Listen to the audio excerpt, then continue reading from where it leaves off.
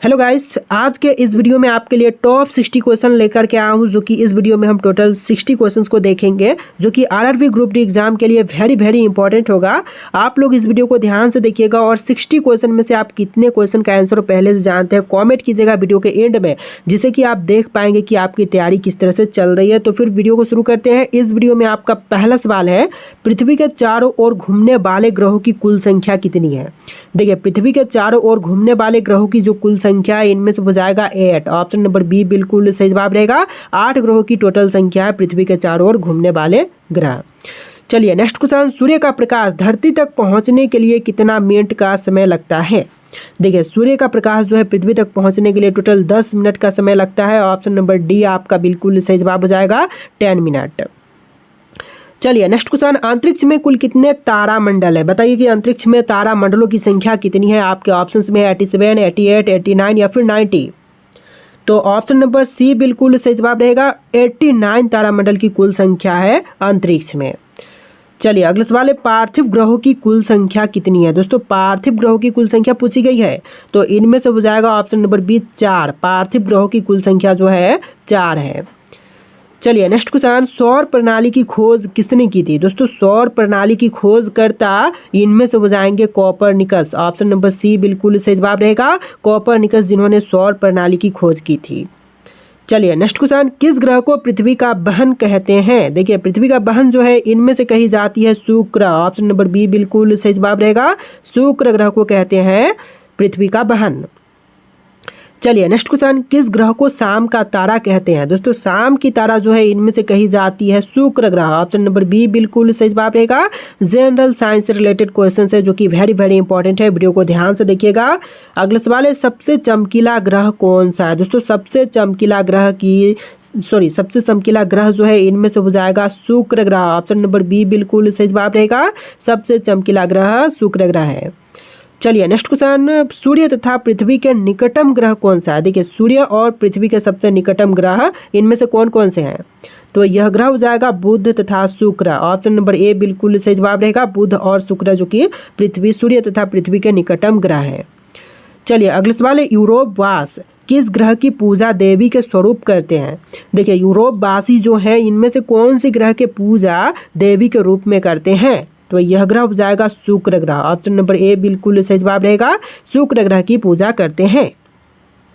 चलिए अगला सवाल, सौर मंडल का सबसे गर्म ग्रह कौन सा है।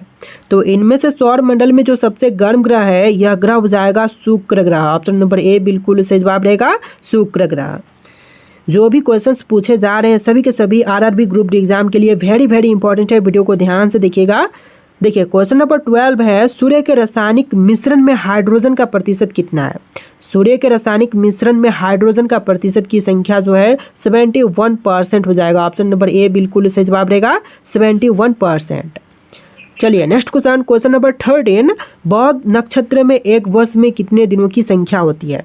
तो बौद्ध नक्षत्र में एक वर्ष जो है टोटल होता है 88 डेज का। ऑप्शन नंबर डी बिल्कुल सही जवाब रहेगा, 88 दिन। चलिए नेक्स्ट क्वेश्चन नंबर 14, कौन सा ग्रह सूर्य का चक्कर सबसे कम समय में लगाता है। देखिए, सूर्य का चक्कर जो है सबसे कम समय में लगाने वाली ग्रह इनमें से हो जाएगा ऑप्शन नंबर ए बुध ग्रह। आपका राइट आंसर क्या होगा, ऑप्शन नंबर ए बुध ग्रह। चलिए नेक्स्ट क्वेश्चन है, सौर मंडल का कौन सा ग्रह लगभग पृथ्वी जितना बड़ा है। देखिए, पृथ्वी जितना बड़ा इनमें से हो जाएगा ऑप्शन नंबर सी शुक्र ग्रह, जो कि पृथ्वी जितना ही बड़ा है। तो ऑप्शन नंबर सी बिल्कुल सही जवाब रहेगा। चलिए नेक्स्ट क्वेश्चन, निम्नलिखित में से कौन सा एक पार्थिव ग्रह है। तो पार्थिव ग्रह इनमें से हो जाएगा ऑप्शन नंबर का डी शनि ग्रह। ऑप्शन का डी आपका बिल्कुल सही जवाब रहेगा। चलिए नेक्स्ट क्वेश्चन, नॉर्वे में अर्धरात्रि के समय सूर्य किस दिन दिखाई देता है। देखिए, अर्धरात्रि के समय में सूर्य दिखाई देती है नॉर्वे में 21 जून के दिन। ऑप्शन नंबर सी सही जवाब रहेगा, 21 जून के दिन। चलिए अगला सवाल, किस वैज्ञानिक ने खोज की थी कि पृथ्वी सूर्य के चारों ओर घूमते हैं। देखिए, वैज्ञानिक जिन्होंने खोज किया था कि पृथ्वी जो है सूर्य के चारों ओर घूमती है, तो इनमें से बुझाएंगे कोपरनिकस। खोजकर्ता कौन होंगे, कोपरनिकस। चलिए नेक्स्ट क्वेश्चन है, किस ग्रह को नीला ग्रह भी कहते हैं। देखिए, इनमें से नीला ग्रह जो है कही जाती है पृथ्वी ग्रह को। ऑप्शन नंबर ए बिल्कुल सही जवाब रहेगा, पृथ्वी ग्रह। चलिए अगला सवाल है, किस ग्रह को सौंदर्य का देवता कहते हैं? देखिए सौंदर्य का देवता जो है इनमें से कही जाती है शुक्र ग्रह। ऑप्शन नंबर बी आपका बिल्कुल सही जवाब रहेगा, शुक्र ग्रह। चलिए क्वेश्चन नंबर 21, नासा के किस ग्रह से संबंधित मिशन का नाम जूनो है? देखिए नासा के जिस ग्रह से संबंधित मिशन का नाम जूनो है इनमें से हो जाएगा बृहस्पति ग्रह। तो आपका आंसर ऑप्शन का सी रहेगा, बृहस्पति। चलिए अगला सवाल, टाइटन निम्नलिखित में से किसका उपग्रह है?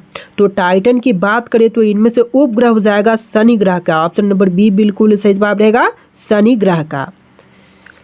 चलिए अगला सवाल देखते हैं, शनि ग्रह को सर्वप्रथम किस खगोल शास्त्री ने देखा था? सबसे पहले देखने वाले खगोल शास्त्री इनमें से हो जाएंगे गैलीलियो। ऑप्शन नंबर ए बिल्कुल सही जवाब रहेगा, गैलीलियो ने सबसे पहले देखा था।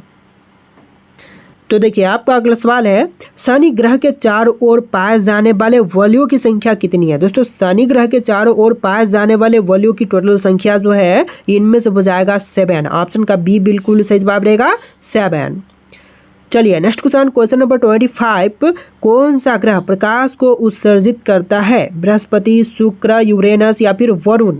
तो इनमें से आपका right answer option number D रहेगा, वरुण ग्रह, जो कि बिल्कुल सही जवाब है। चलिए नेक्स्ट क्वेश्चन, यूरेनस के कितने उपग्रह हैं? दोस्तों यूरेनस के उपग्रहों की संख्या जो है टोटल हो जाएगा इनमें से 27, यानी कि right answer option number D रहेगा, ऑप्शन नंबर ए रहेगा 27।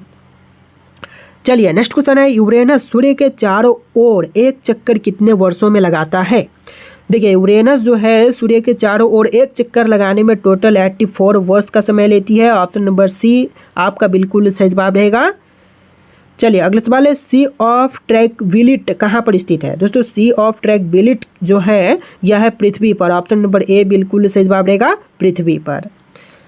चलिए नेक्स्ट क्वेश्चन, किस ग्रह को पृथ्वी का जुर्बा ग्रह माना जाता है? शुक्र, यूरेनस, नेपच्यून या फिर मंगल? तो इनमें से आपका right answer option number A रहेगा, शुक्र ग्रह को पृथ्वी का जुर्बा ग्रह मानते हैं। ऑप्शन नंबर ए आपका बिल्कुल सही जवाब रहेगा। इस वीडियो को आप लोग लाइक कर देना दोस्तों। चलिए क्वेश्चन नंबर 30 है, चंद्रमा पृथ्वी का चक्कर लगभग कितने दिनों में लगाता है? देखिए एक चक्कर जो है चंद्रमा पृथ्वी का लगाने में टोटल समय लेता है 27.3 दिन। ऑप्शन नंबर सी बिल्कुल सही जवाब रहेगा। चलिए क्वेश्चन नंबर 31 है, 7 समुद्र और तूफानों का महासागर किस ग्रह में स्थित है? तो 7 समुद्र और तूफानों का महासागर जो है यह उपग्रह चंद्रमा में है। ऑप्शन नंबर ए आपका बिल्कुल सही जवाब रहेगा, चंद्रमा। चलिए अगला सवाल है, क्वेश्चन नंबर 32, एक कैलेंडर वर्ष में अधिक से अधिक कितने ग्रह हो सकते हैं? देखिए एक कैलेंडर वर्ष में अधिक से अधिक ग्रहों की संख्या हो सकती है टोटल 7। ऑप्शन नंबर बी आपका सही जवाब रहेगा, 7 ग्रहों की संख्या हो सकती है। चलिए क्वेश्चन नंबर 33 है, चंद्रमा से पृथ्वी तक प्रकाश पहुंचने में कितना समय लगता है? तो चंद्रमा से जो प्रकाश है पृथ्वी तक पहुंचने में टोटल समय लगती है 2 सेकेंड से भी कम। ऑप्शन नंबर डी आपका बिल्कुल सही जवाब रहेगा, 2 सेकेंड से भी कम। चलिए next question number 34, diamond ring की घटना कब होती है? तो जो डायमंड रिंग की घटना है यह होती है सूर्य ग्रह के दिन। ऑप्शन नंबर सी बिल्कुल सही जवाब रहेगा, सूर्य ग्रह के दिन। चलिए क्वेश्चन नंबर 35 है, ग्राहक क्या है? तो ऐसे अप्रकाशमान पिंड जो टिमटिमाते नहीं है वह ग्राहक है। ऑप्शन नंबर डी आपका बिल्कुल सही जवाब रहेगा। चलिए नेक्स्ट क्वेश्चन नंबर 36 है, मंगल की परिक्रमा कक्षा में जाने वाले प्रथम एशियाई देश कौन है? तो देखिए मंगल की परिक्रमा कक्षा में जाने वाले पहले एशियाई देश इनमें से हो जाएंगे भारत। ऑप्शन नंबर सी बिल्कुल सही जवाब रहेगा, भारत देश जो कि सबसे पहला देश है। चलिए क्वेश्चन नंबर 37 है, टाइटन किस ग्रह का उपग्रह है? देखिए टाइटन जो है उपग्रह इनमें से हो जाएगा नेपच्यून ग्रह का। ऑप्शन नंबर ए बिल्कुल सही जवाब रहेगा, नेपच्यून ग्रह का। चलिए नेक्स्ट क्वेश्चन नंबर 38, ऊर्जा मेजर अथवा बिग बियर का एक प्रकार क्या है? देखिए ऊर्जा मेजर तथा बिग बियर जो है क्या है, एक प्रकार का क्या है? तो इनमें से हो जाएगा नक्षत्र मंगल। ऑप्शन नंबर बी आपका बिल्कुल सही जवाब रहेगा, नक्षत्र मंगल। चलिए क्वेश्चन नंबर 39 है, पृथ्वी के चारों ओर घूमने वाले ग्रहों की कुल संख्या कितनी है? देखिए पृथ्वी के चारों ओर घूमने वाले कुल ग्रहों की संख्या जो है टोटल 8 हो जाएगा। ऑप्शन नंबर बी आपका बिल्कुल सही जवाब है, 8 ग्रहों की टोटल संख्या है। तो देखिए आपका अगला सवाल है, प्रधानमंत्री आदर्श ग्राम योजना कब शुरू की गई? दोस्तों प्रधानमंत्री आदर्श ग्राम योजना की शुरुआत जो है यह हुआ था 2009 से लेकर 10 के बीच में, यानी कि आपका right answer option number A रहेगा 2009 से लेकर के 2010 के बीच में। देखिए क्वेश्चन नंबर 41 है, कार्ल मार्क्स किस देश के निवासी थे? तो कार्ल मार्क्स जो थे यह थे जर्मनी के निवासी। ऑप्शन नंबर ए आपका बिल्कुल सही जवाब हो जाएगा, जर्मनी के निवासी। इस वीडियो को आप लोग लाइक कर देना दोस्तों। चलिए क्वेश्चन नंबर 42 है, रिएक्टर स्केल का प्रयोग किसके मापने के लिए किए जाते हैं? तो रिएक्टर स्केल का प्रयोग जो है इनमें से करते हैं भूकंप की तीव्रता मापने के लिए। ऑप्शन नंबर सी आपका बिल्कुल सही जवाब रहेगा। देखिए अगला सवाल, सुनामी किस भाषा का शब्द है? तो सुनामी शब्द जो है इनमें से हो जाएगा जापानी भाषा का शब्द। ऑप्शन नंबर सी बिल्कुल सही जवाब रहेगा, जापानी भाषा का शब्द। देखिए क्वेश्चन नंबर 44 है, किसे प्रकृति का सुरक्षा बल्ब कहा जाता है? तो इनमें से कहते हैं ज्वालामुखी को। ऑप्शन नंबर सी आपका बिल्कुल सही जवाब रहेगा। चलिए अगला सवाल, वह कौन सा महाद्वीप है जहां एक भी ज्वालामुखी नहीं है? देखिए वह महाद्वीप जहां पर एक भी ज्वालामुखी नहीं है तो यह हो जाएगा ऑस्ट्रेलिया महाद्वीप। ऑप्शन नंबर ए बिल्कुल करेक्ट आंसर हो जाएगा, ऑस्ट्रेलिया महाद्वीप। चलिए नेक्स्ट क्वेश्चन, राष्ट्रीय ग्रामीण स्वास्थ्य मिशन कब शुरू हुई? तो राष्ट्रीय ग्रामीण स्वास्थ्य मिशन की शुरुआत हुआ था 2005 में, अप्रैल के महीने में 2005 में। ऑप्शन नंबर डी आपका बिल्कुल सही जवाब है। चलिए अगला सवाल, प्रधानमंत्री किसान सम्मान निधि योजना किस तारीख को शुरू की गई थी? देखिए प्रधानमंत्री किसान सम्मान निधि योजना की शुरुआत जो है यह हुआ था 1 फरवरी 2019 में। ऑप्शन नंबर सी आपका बिल्कुल सही जवाब है, 1 फरवरी 2019 में। चलिए क्वेश्चन नंबर 48, राष्ट्रीय विकास परिषद का गठन किस तिथि को किया गया था? तो राष्ट्रीय विकास परिषद का गठन जो है यह हुआ था 6 अगस्त 1952 को। ऑप्शन नंबर सी आपका सही जवाब रहेगा, 6 अगस्त 1952। चलिए नेक्स्ट क्वेश्चन, संयुक्त राज्य अमेरिका में शून्य आधारित बजट तकनीकी को कब सर्वप्रथम अपनाया गया? तो सबसे पहले अपनाया गया था 1977 में। ऑप्शन नंबर डी बिल्कुल सही जवाब रहेगा, 1977 में। चलिए अगला सवाल, भारत को अधिकतम कर यानी कि टैक्स आय प्राप्त किससे होती है? देखिए सबसे ज़्यादा कर यानी कि टैक्स प्राप्ति जो है यह होती है निगम कर से। ऑप्शन नंबर ए बिल्कुल सही जवाब रहेगा, निगम कर से।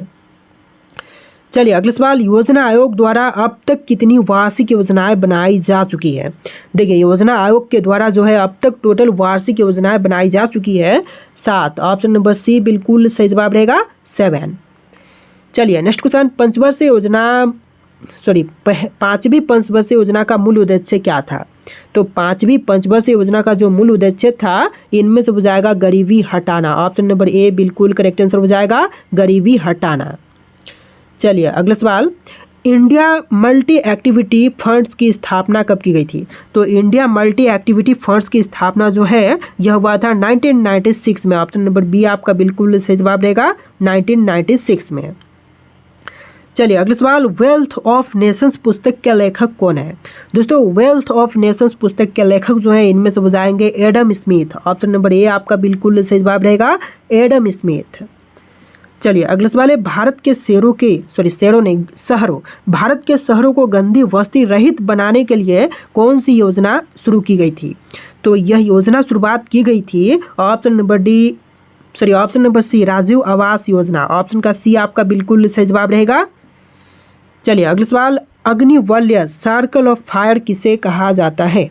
देखिए सर्कल ऑफ फायर जो है इनमें से कहते हैं प्रशांत परिमेखला को। ऑप्शन नंबर सी आपका बिल्कुल सही जवाब रहेगा, प्रशांत परिमेखला।